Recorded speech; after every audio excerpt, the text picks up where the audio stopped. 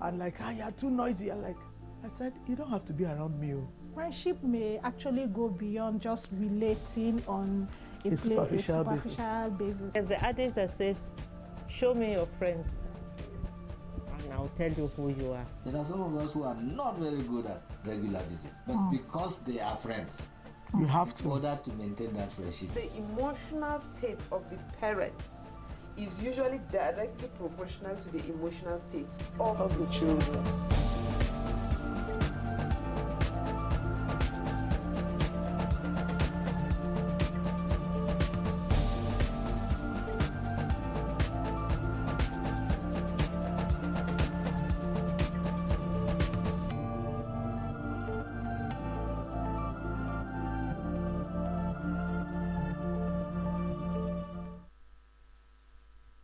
Hello viewers, welcome again to our favorite family show right here on Equa TV, The Living Room. Thank you for joining us again today. Today we have something interesting we want to discuss. Something that most of us are doing, maybe not doing very well, but we want us to have all the details so that we can do it right and do it effectively. So today we'll be talking about immunization. Last week was World Immunization Day, and we decided that it's time to talk about it so that we know more about it. And in the studio today is a powerful pediatrician with us who will give us a lot of information about this immunization. With us here is Dr. David Shwe. He's a consultant pediatrician at the Jos University Teaching Hospital and a lecturer at the University of Jos. David, you're welcome. Thank you. Yes. Good evening, viewer. Yes, and my big auntie here, Professor Mrs. Tessie Madu, is also here with us. And my name is Amaka Ucheke. So we'll be discussing this very important issue. So we'll dive straight on. Shwe, what will you say is the immunization state of Nigeria? How is the picture of immunization in Nigeria? Are we doing well? Are we doing poorly? What's going on? Yeah, thank you for the question. The status of vaccination and the coverage in Nigeria varies at different regions, of the country. And while some regions of the country are doing very well, some are not. Of course, for various reasons. And the coverage also depends on the timing and the type of the vaccination that are given and the public perception about the vaccine. But generally, where the coverage is fair in some areas, it's abysmal in some areas. So maybe I'll stop at that. But in all fairness, substantial progress is being made in that area. So I hope that we'll continue in that trajectory to improve the coverage rate of vaccination in Nigeria. Okay. Madu, let's come to you from a layman's point of view. What do you think, in your own experience and the people you relate with, do you think they have been accessing vaccinations, immunizations for their children? Sadly, Nigeria has a long divide between people who are who are educated and exposed, and sadly, a majority of people are still not educated, not exposed. So don't even talk about vaccination. I would say authoritatively like 33% of the rural dwellers who are uneducated do not even go through antenatal. Don't talk about immunization, sadly. And the figures stagger more as we go further and further to the north. Sad. Sure. We're back to you again. So when we say immunization, what exactly do we mean? So that it's clear to all of us. Okay. Vaccination or immunization over the years has been described as the safest, most cost-effective, minimal risk, a public health intervention that is given to prevent or reduce disability, vaccine-preventable diseases, morbidity and mortality, and improving human life. So, the quality of life. So it's an intervention that has been globally demonstrated that it has the capacity to reduce vaccine preventable diseases. And as a background, really, we're turning 50 years this year when the National Program on Immunization was initiated, established. In Nigeria. And the momentum was garnered following the control of pox virus vaccination, which was targeted at eliminating it over the Smallpox. years. So from there, the World Health Assembly initiated the National Program on Immunization and encouraged every country to establish one. And in the initial phase of it was to prevent children from 6 childhood killer diseases, which were tuberculosis, diphtheria, polio, tetanus, and measles, and pertussis, making 6. And as time went on, they expanded on that. Now it has a new name, Essential Vaccination Program. And that is not limited only to children, but even adolescent, older children, adolescent, and adults. Of course, some much has been added in this list, nearly 14 in Nigeria. But of course, outside really? the shores of Nigeria, they can have as more based on the peculiarity of the nation. So, going back to your question, it is a low-cost public health intervention that reduces mobility and mortality, disability from vaccine-preventable diseases globally. Mm. Yes. So, maybe since you've mentioned, because you said 14, when you said 14, I was trying to count the ones I know, and I didn't come up with 14. So maybe you let us know these diseases that, because now I counted, I think 8 came to mind. I said, wow, that means there's a lot I don't know. Yeah. So if me, I don't know some of these things, I think the public also needs to know all the diseases we can prevent. So reel them out, please. Okay, for initially I said from that early 70s, there were 6 of them. Tuberculosis, it's a vaccine preventable disease, polio, diphtheria, pertussis, tetanus, measles, making 6. Now they expanded it now to cover for other vaccine preventable diseases as well. You know, meningitis, yellow fever. Then we have, you know, vitamin A. It's a vaccine preventable disease. Vitamin A deficiency. Okay. Yeah, it's a vaccine also. We have now there is malaria, there is COVID, there's a rotavirus, and then there is pneumococcal conjugate vaccine. Frankly, in some countries they are far more than this. You haven't mentioned hepatitis. Hepatitis B, yes, hepatitis B, and human papillomavirus. I Papillomavirus. know you're going to mention that. Yes, I must mention that one. That's I must a mention that one because that one too is very important so to me. that has been added. So, I mean, countries as public health diseases are, you know, emerging, and the trend is growing and expanding. They produce those vaccines and domesticate it for their public use. So, it varies across countries.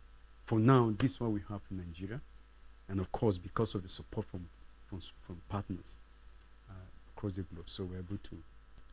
So if let's just assume if we're not doing vaccination or we're not doing immunization at all, what do you think the landscape would be like? Wow, it's unimaginable. Because of the advent of National Program on Immunization in Nigeria, it has reduced mortality, it has reduced mobility, disability, and improved the quality of life of public. Frankly speaking, without vaccination, majority of the children cannot celebrate their first birthday, some even their 5th birthday. As it stands at the moment, the recent publication I had in 2020, 2021 showed that at birth vaccination alone covers, you know, around 53.8% for hospitalized for patients at certain hospitals. We compare both private and public hospitals. So, and we're seeing children coming in the emergency room with vaccine preventable diseases, Still. even though they have received the vaccine. again, it raised another question, which is a subject for another discussion. Why are these things failing? Somebody had measles vaccine, is coming down with measles, very severe form of the disease. Somebody had BCG vaccine, is coming down with tuberculosis, and a severe form of the disease. Honorary should be the mild form of it. These are the questions that today, in the global arena of science, they're discussing why the failure of the vaccine. As I said, it's another discussion. Whether the vaccine themselves, whether the host or the agent, the antigen that we're giving, whether they have mutated over the years, or the cold chain system failed at some point, or there are patient or host or recipient specific factors that make them vulnerable and susceptible to those infections, even after receiving it. Or there are certain mutations in them that made them unable to develop mount-up response to those antigens that they have received. Okay. Professor Madu, you're in the public space. So why do you think from your experience and exposure, why do you think people are refusing to take vaccines? Because I maybe naively I had assumed that everybody who could was taking vaccines, that vaccines were not being taken by people maybe because they were not having access to it. But I'm now realizing that even deliberately some people do not want to take vaccines. I would suggest 3 reasons. Late Professor George used to say, a little learning is a dangerous thing. When some people think that they know, but they don't truly know and are willing to learn from healthcare givers, they are our biggest hindrance to receiving accurate knowledge. They have a way of saying you can do this, you may not do this, you may do this, you may not do. And people are listening to them because they are influencers. That's one. But also, too, I'll cite polio, for example. The real reason why a lot of people refuse to take polio vaccines years back was for religious reasons. They believed the philosophy that the Western world was trying to poison the African world. Infertility. So it caused quite a number of turn-offs for many people. And sadly, we are living with the people who fell victim and who had polio consequently. But thirdly, also, like when he said a little learning is a dangerous thing. People cannot even say that they do not have money to go and access this.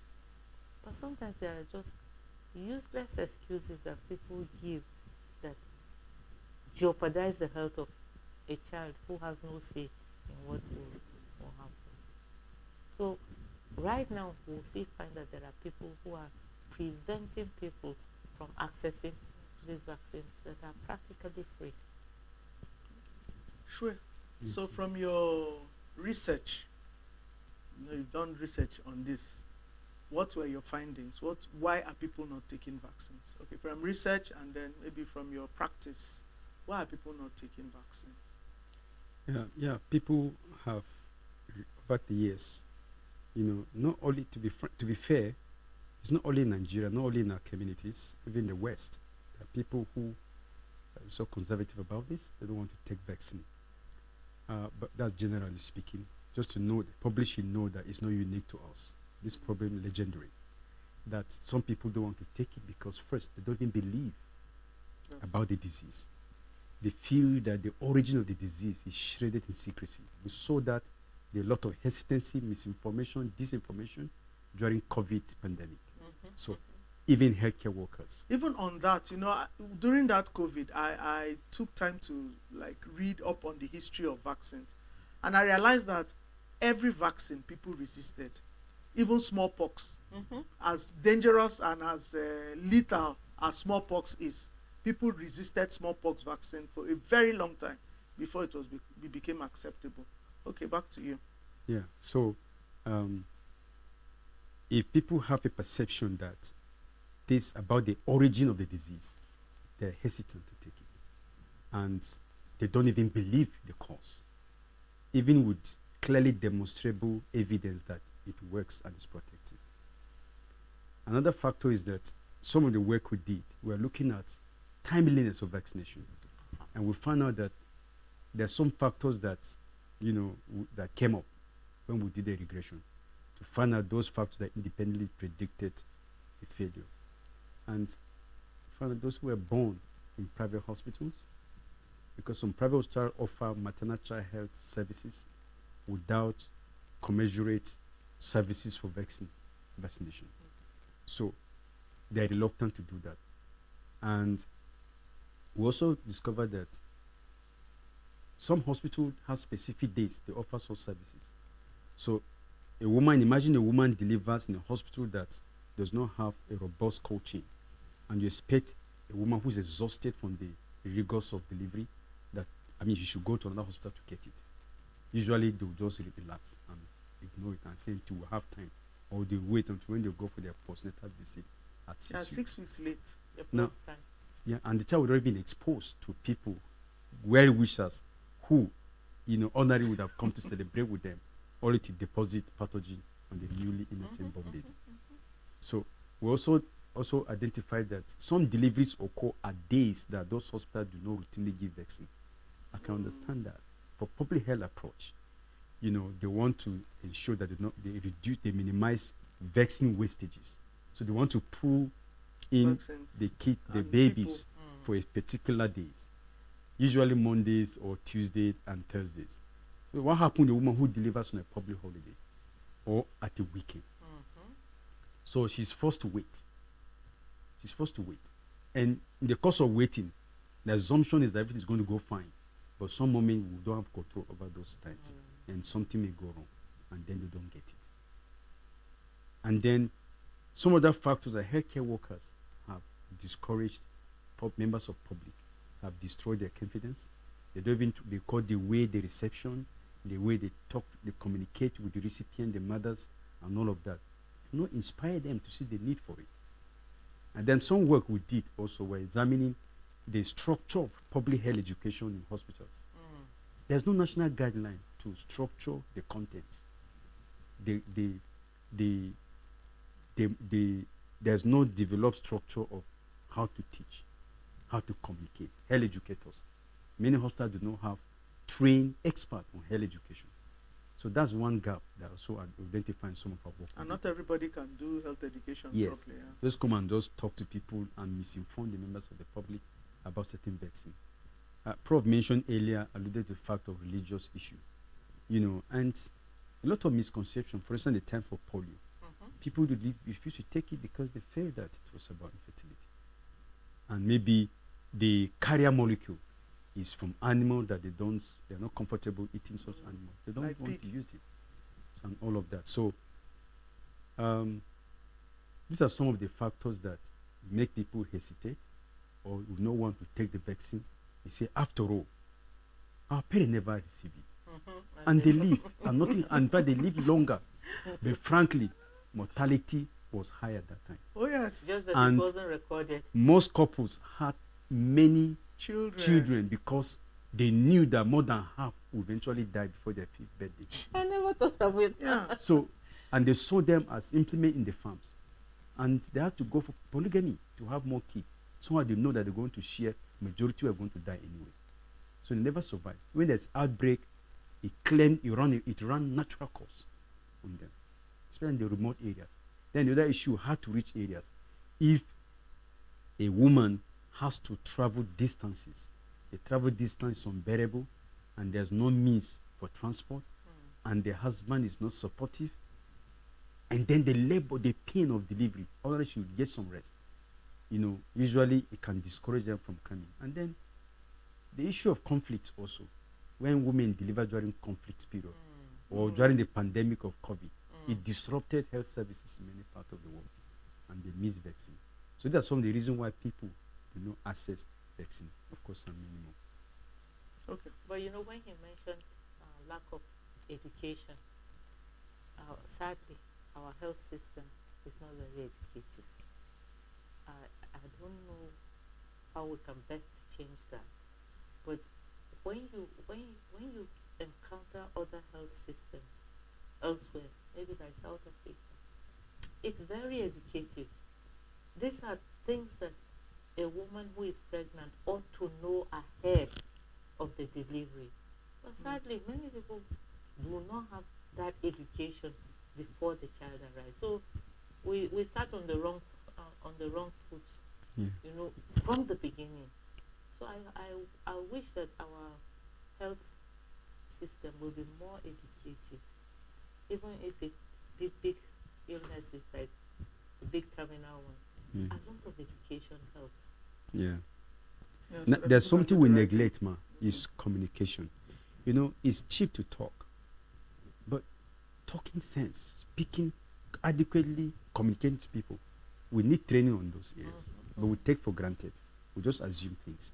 In the vaccination clinic, there are job aids where they give you 6 points. A vaccinee must communicate to the recipient at that point on the decks that this is what I'm giving you. The recipient must know what they're receiving.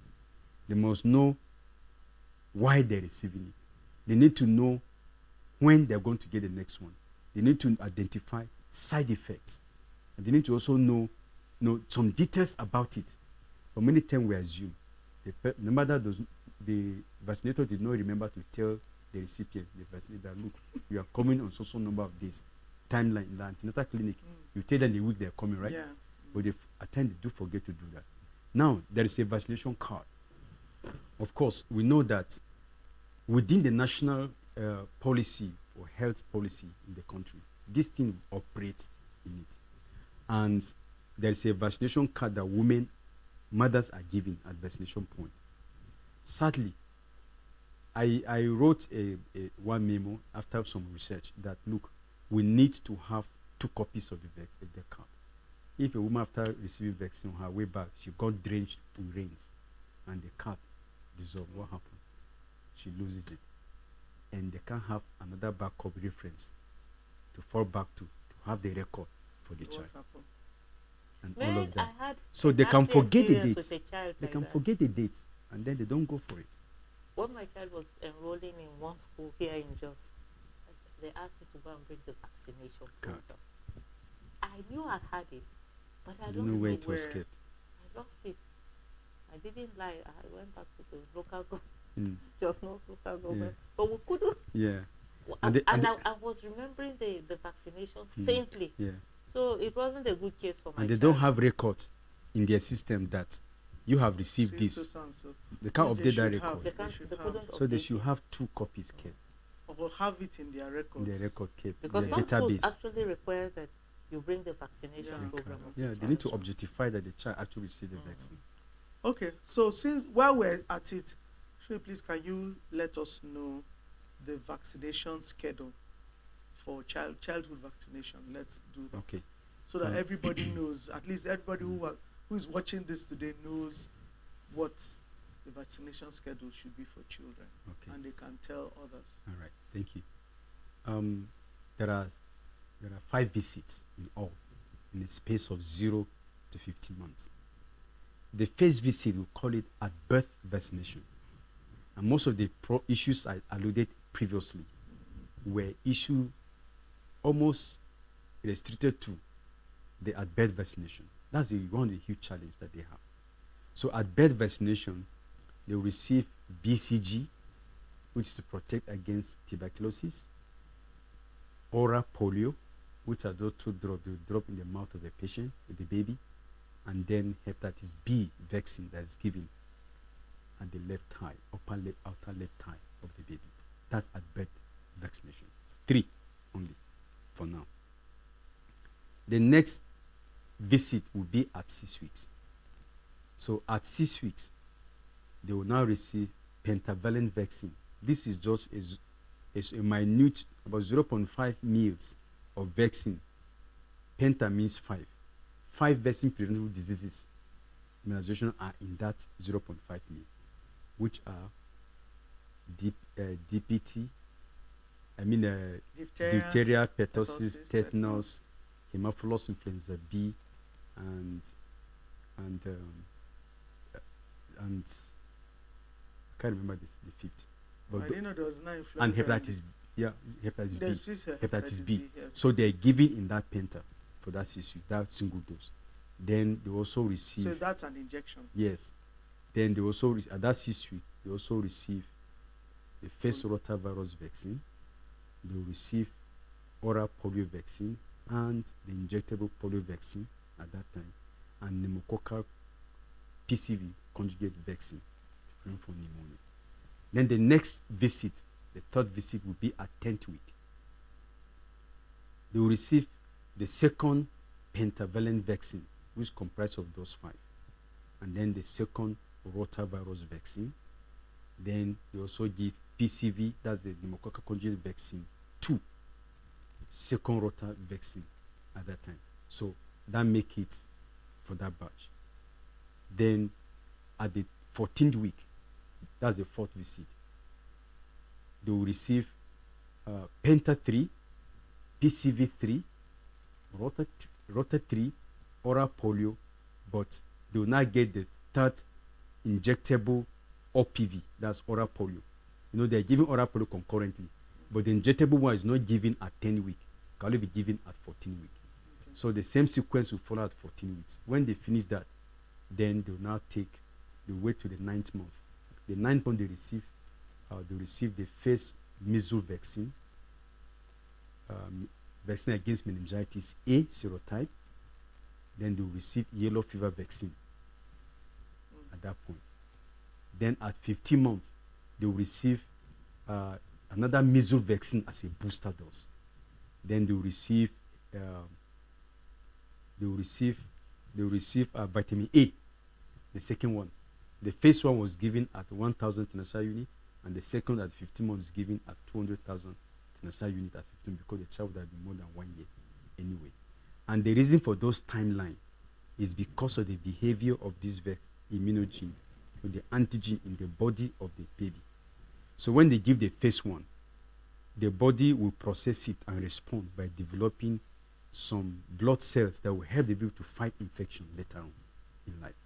So as the body is clearing them, another one is given, because you need to maintain a certain threshold, a level of this antigen in the body, to continuously stimulate the body to produce sufficient antibodies.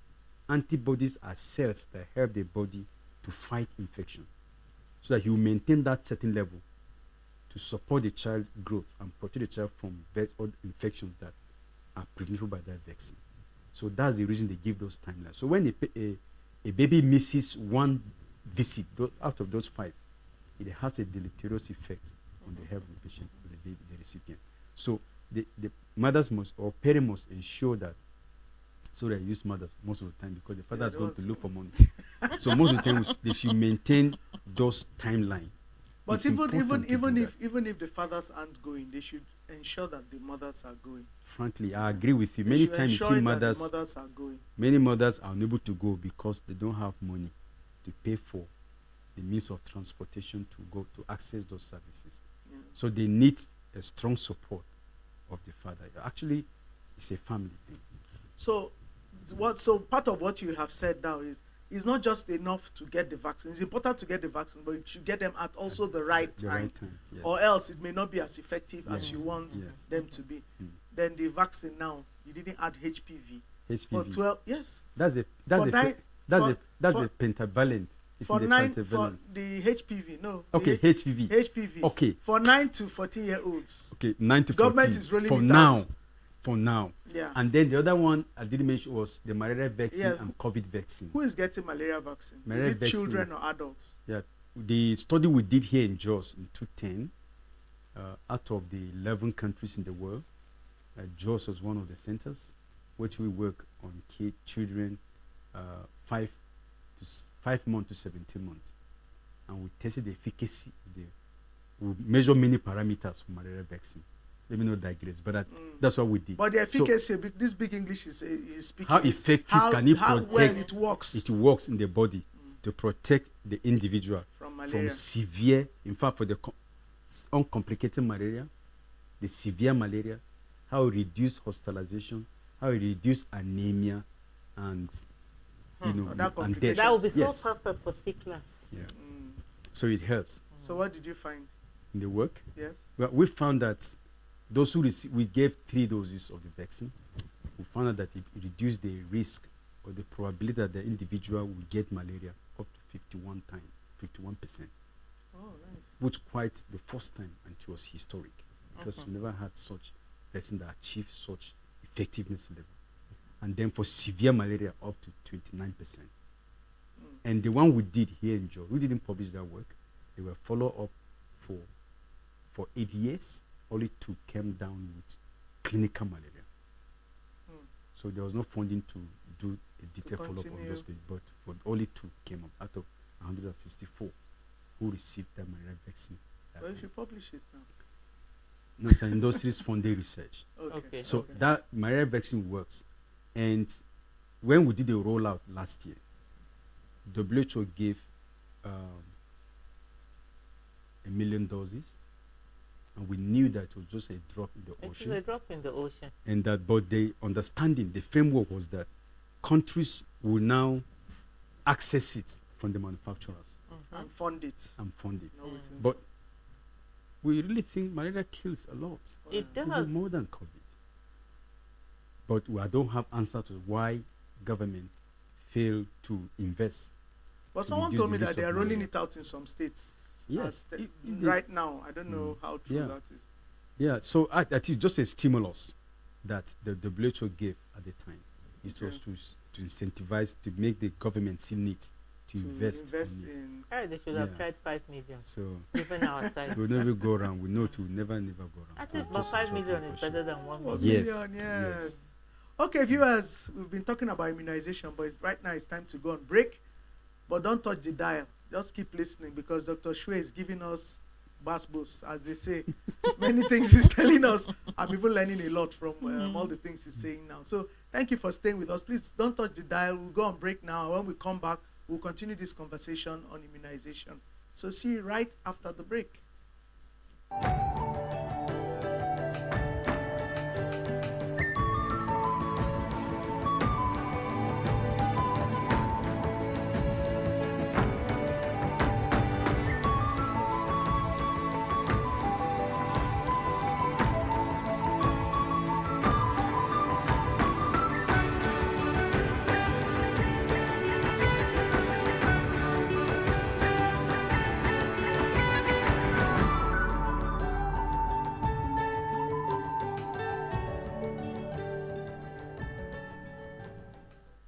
Hello viewers, my name is Amaka Ocheke.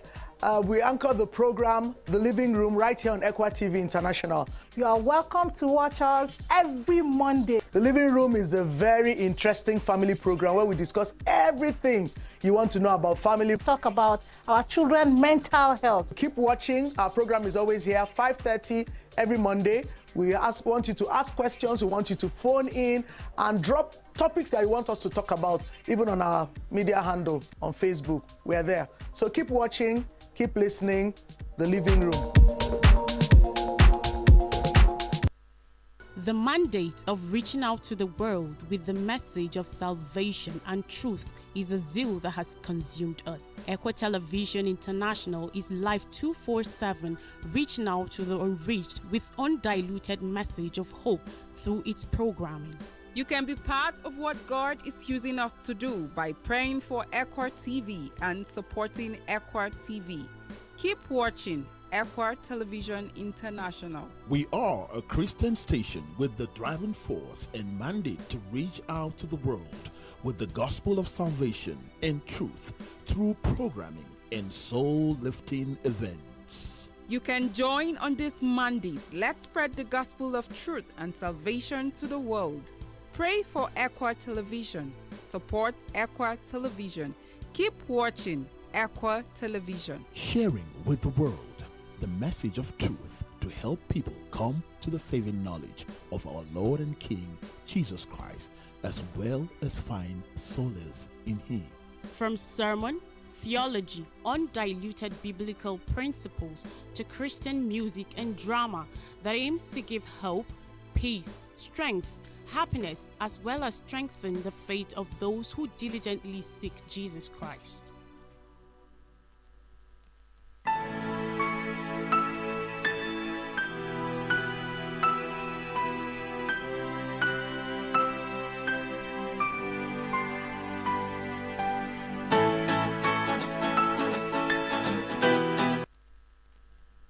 Welcome, viewers, back from our break.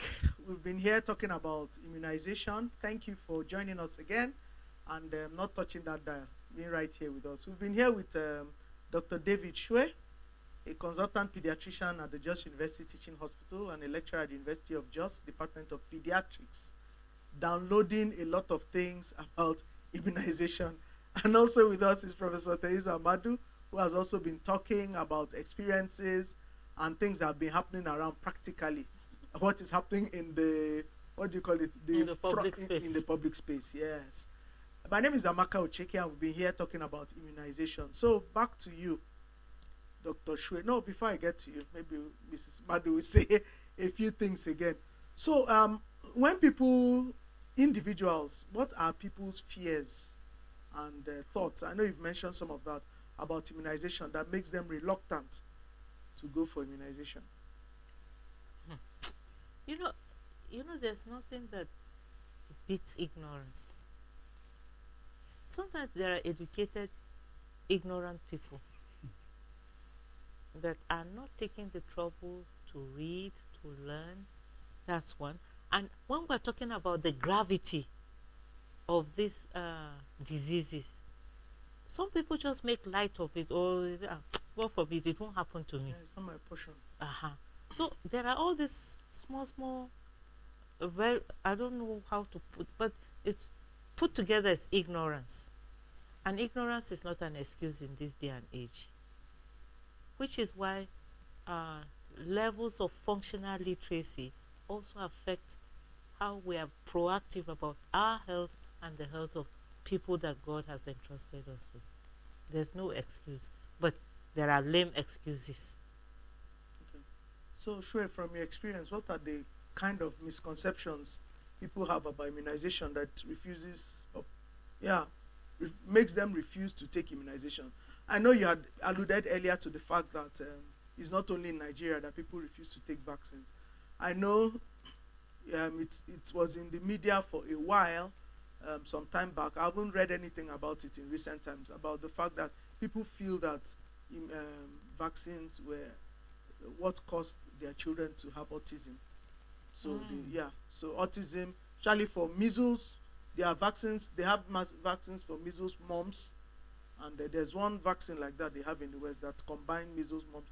They said those vaccines they felt those vaccines were responsible for the autism their children had, but their health establishments have denied it, but people still keep pushing that, and so people refuse to take vaccines because they believe that, at least autism I know, and as you had also mentioned, people had talked about polio and infertility.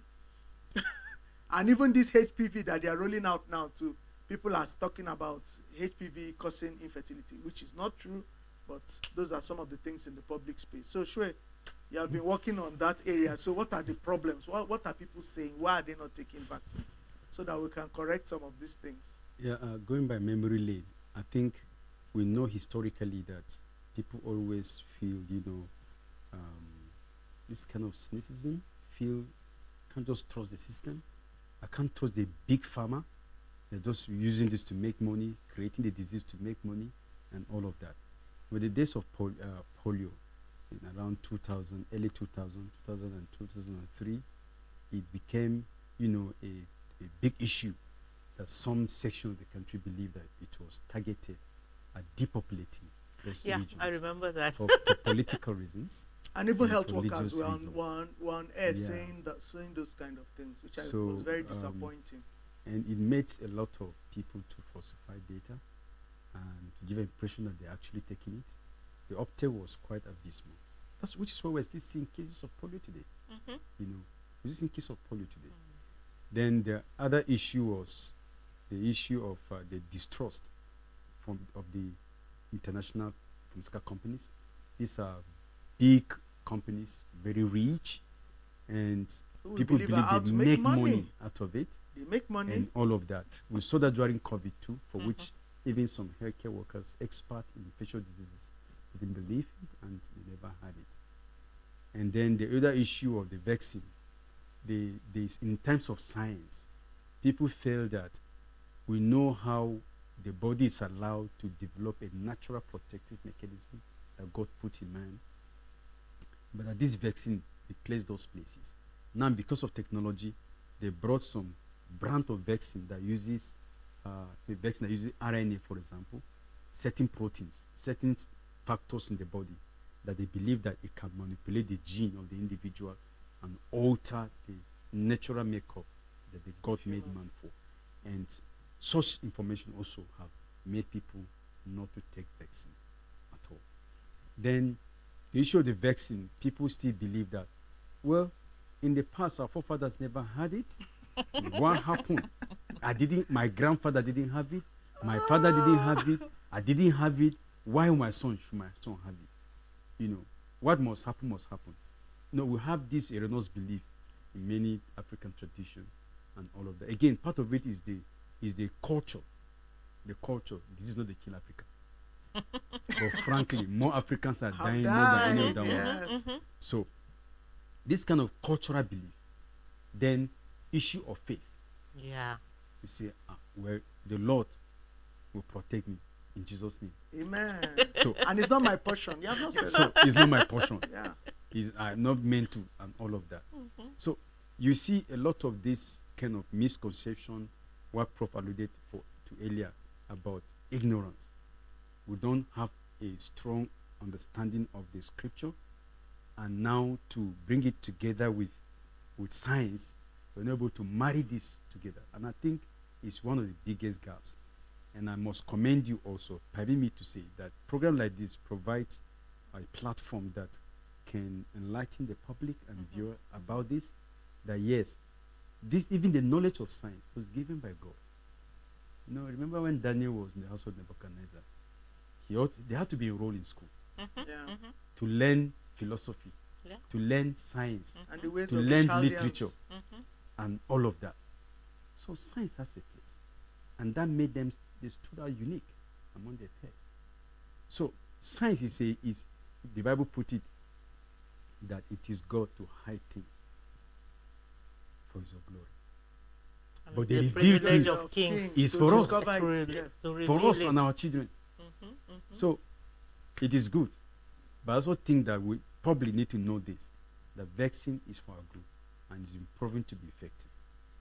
Okay, thank And you. for that. prevention is better than cure. Yes, so prevention is much, much, much, much better than cure.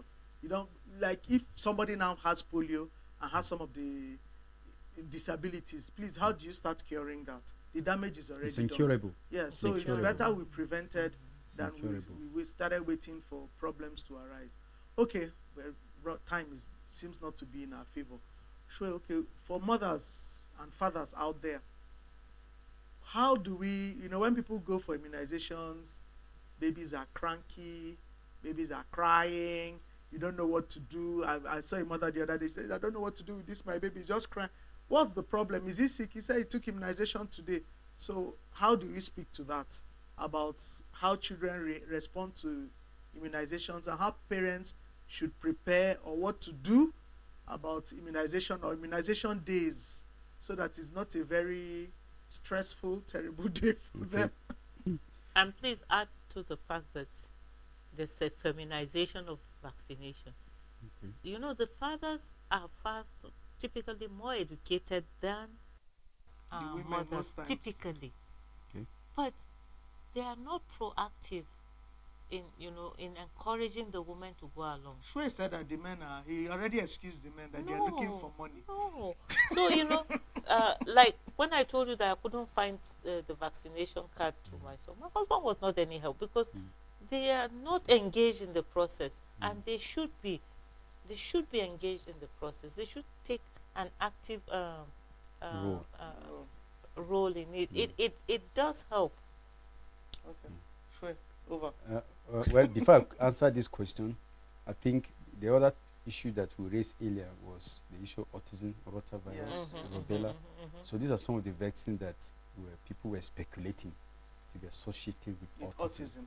But that there's no evidence, robust evidence in terms of grading of the level of evidence to suggest that actually it's truly linked to autism.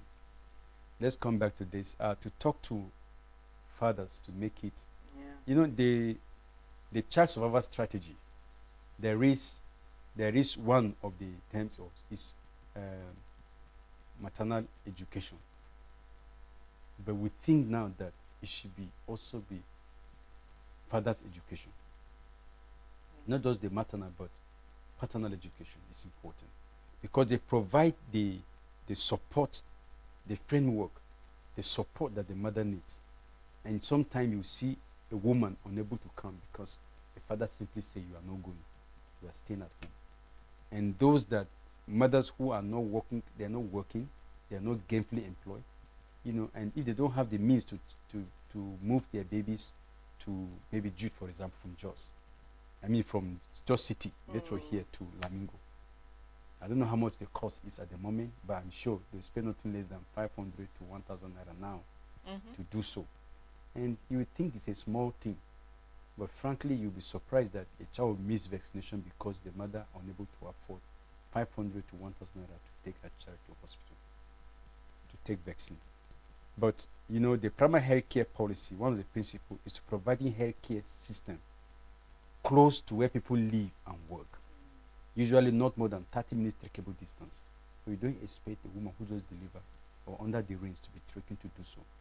So fathers need to be educated to this part to provide the services needed, all the support needed.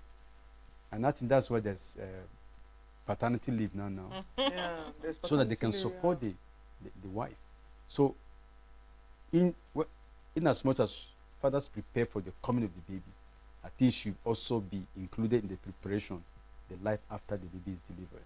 Absolutely. That yes, we need to plan for the vaccination time, like those 5 visits, that they're very important. And I think if couples understand that it's very, very important, they will follow through. But when they're left out, they don't understand why they do it, with all the misinformation in the street and the social media, Facebook. Some people believe the social media more than the experts. So, they're unlikely to follow through with such the need to pursue this vaccination. I also think that in religious homes, in churches and mosques, they also have a platform to also communicate this, because a healthy church would be more effective, in serving God, will do better, will contribute even more to the church. Not only to the society, will contribute more even to the church. If the congregation, the church is healthy, has few people with disability, and they're able to make contribution to the society, then that's what society wants. But when we are down with disability, we only contribute little. So I think that's one of the platforms. And then in school programs, to ensure that girl child, boy child should this should be added to the curriculum of the school, that infectious diseases or vaccine-preventable diseases will compromise your ability to realize a full potential of your life. So if they see this through, they grow up with the culture and they're expectant. You see ladies of childbearing age who have not started receiving their tetanus vaccine, for example, which would know they should start receiving once they reach reproductive age. So that should be added to part of the schooling. Not just the cognate experience they will have, but that they should be educated about their health. Their health is what's going to take them far. That educated brain to go further in life. So we need to include that even in school setting, in social gathering, every platform, every opportunity you have, you bring that up. That will create the consciousness, the awareness that the public needs, to embrace. Okay, the immunization visits. Yes. Because we're about to run out of time. And I want parents to know how all this pain, discomfort, the babies have, babies are crying. Yes. They have immunization site. Should you rub it? Should you not rub it? All those things. I saw a dissertation a candidate wrote, looking at dropping glucose water in the mouth of the baby using syringe, whether it pacifies the child sufficiently and reduce the cry and frustration in the mother. It showed conclusively that it works. Now, when they're vaccinating the baby, because the patient load is so huge, the person giving the vaccination does not. He has to finish on time to close, so he does not have time to calm the child down. establish a relationship and all of that. So just give the shot and go. Touch and go. So, but we know that, for example, if the vaccine is cold, chill cold, you just rub up the place. The mother can be breastfeeding at that time to distract the child, and then you give the vaccine and quickly get the child, playing, and he forgets. The memory cells, the fiber that carry pain is very short, so they're able to forget quickly. And then the mother should be told, okay, if the child starts becoming fusy and crying, what do you do? So when they have fever, can we give paracetamol to them? And this syrup paracetamol for that day and all of that, and it goes. After all, the pain is expected. That's one of the commonest unsolicited side effects of vaccination. That pain at the injection site, but the pain is usually harmless and low risk and short-lived. So if they have pain, they can give them. They can give paracetamol. if they have pain and the pain is significant. With fever, for example, you can give paracetamol to the child. But again, pediatricians should see to be able to make that conclusion that this pain is due to vaccine, so that we don't misunderstand the pain and the fever to vaccine. We know vaccine that cause fever, like hepatitis B vaccine causes fever after receiving, even in adult, can make your temperature go up. But others, majority of them hardly, except the pain at the injection site. And they are cranky. The children and are before just the cranky vaccine the is whole day. given, has been extensively studied, investigated for, to know that these side effects are not greater than the normal experiences of life. A child can just hit his leg on the chest. Mommy, but you're talking about babies. And all of that. So, You're talking about crying babies. is Cry. a mommy. You say what? You're talking about babies. Yeah, he will sometimes- cry and become Sometimes fizzy. they cry, you will not sleep. Parents don't sleep that night. When the child receives vaccine. Vaccine, the baby is just restless, crying, but usually by the next day they are okay. Stop, yeah. But the parents will not sleep that Why are night. they crying? I think many of them have different thresholds for pain. Yeah, we know human beings have different threshold. Okay, if I know the child receive vaccine at the left upper thigh here, don't touch the place. It's when you touch the child feels the pain. Okay. But the child comes for vaccination, the mother is just play with the child, just carry the child anyhow and be touching the place. The baby will be crying. He can't say mommy and it's painful. He just be crying and be dressing the child, be beating the child left and right. I say, the child is busy crying. Say, leave me alone, mommy. I say, my son. He say, leave me alone, mommy. That kind of stuff. So don't touch that vaccination. So, okay, don't touch the site. Don't touch the injection site. site. Okay. Leave okay. it. Okay. That's the pain most of it comes from. Okay, and then as you said, if the child has fever, they should see the doctor. Yes. They shouldn't just start. Yes. You can give PCM, it persists. You can give, Yeah. you can see the doctor. Yeah. I just call your primary Amaka physician. say repeat it again. Day one. The At vaccines, birth, at birth, Mhm. that's from the day the child is born, because the national policy say they should give at labor ward, even in theater, Oh, at okay. birth. Then at 6 weeks, at 10th 10 week, weeks, at 14 weeks, at 9 months, and At 15 15 months. months. 5 visits in all. Yeah, and then as they've grown older, now Then at there are nine booster. years to So then there 9 are years to booster. 40 years. There are booster based like meningococcal vaccine now, and yellow fever based because the epidemiology studies show every 10 years some of them there will be outbreak. Okay. So you have after every booster. 10 years you give Get booster doses. for a mass vaccination campaign. Then for women, Business. once they reach reproductive age, what age do you want them to start? Because all women should have 5 doses of tetanus toxoid. Yes. Absolutely. So when can they start? When we say reproductive age, again here is relative because some can start their career very early, some can start late. I mean, But that's the- your area. But And- on the average now, we don't want them to start reproductive career before they are 18. Yes. We don't want them Yeah, to start we- having yes. babies before So they are 18. we said that, okay, we are talking today, we're not only addressing elites here. There are so many in the village that marry very early. So in the village, they can marry their kid early. So let's say before the child, when they think that she's, I don't know what ONG says. Let me know, I'm a pediatrician. Maybe you should advise us. so that I said we make don't want some people to professional have mistake. children before they are Before 18. 18. Yes, That's what we want. what we want. Before we don't want anybody before 18. Yeah. After 18 years, but not before 18. Yes. So they should start early. Yeah, So now but the before you second- start having Maybe kids. SS3. Okay. Assuming SS3, they're 17. Because from SS3, they're around 16, they're in Okay, in the SS3. village. Even Okay. in the city. And, I hear and now there are and people keep it 9 up. years, Don't so stop. in Don't keep it up. SS3. They should keep it up. They shouldn't stop. Yeah. Yeah. Okay, I think it's time to wrap up. Last words, Auntie Madu, maybe we'll start with you. Prevention is better than cure. Yeah, so prevent. Vaccine is safe, it works, and protects children from diseases vaccine some certain infectious diseases, from disability and death, and can increase their quality of life. So we should all go for vaccination. Yeah, and if you have questions, please ask your doctor. Don't assume that this or that. Talk about it with your doctor, and then hear what they have to say before you decide to dismiss any vaccine. But please, we're hoping that after this talk, you are not going to dismiss any vaccine. You will take vaccines as and when due. So, Dr. Shwe, I call him Chief Shwe. Me too. Chief Shwe, thank you so much for taking time out of your very busy schedule, because the guy is busy. And you can see from his little preaching, you can see he's also a part-time pastor, children's minister. So he's very busy. Thank you very much, Shwe, for It's an honor to be making here. time Thank you, Vira. to talk to us about immunization. Professor Madu, thank you so much for being here with us. My pleasure. Yes, and viewers, thank you for not touching that dial, for staying with us to the very end. Our desire is you go and do immunization the way it should be done. Spread the news of immunization in your Sunday school, in your church, at the workplace, so that everybody will get immunization when they are supposed to get immunization. It's not just enough to get immunization, but get when you are supposed to get it, because Dr. Shwe has told us why we need to get it at the right time. Thank you so much as we go about our lives, doing what we need to do to better our society and our families.